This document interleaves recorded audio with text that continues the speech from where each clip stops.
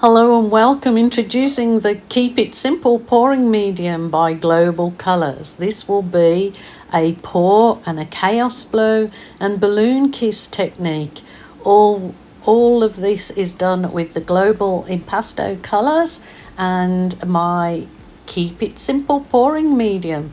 I've put the metallic gold on there. I'm going to use the metallic bronze. It's all mixed with my pouring medium, and I will use the what colour shall I use to brighten this up? I think I will go turquoise to add the pop.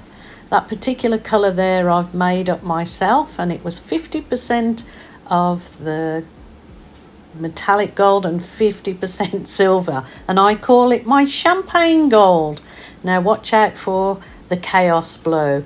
After a bit more just white paint added in there, just so as I get the flow with the hairdryer.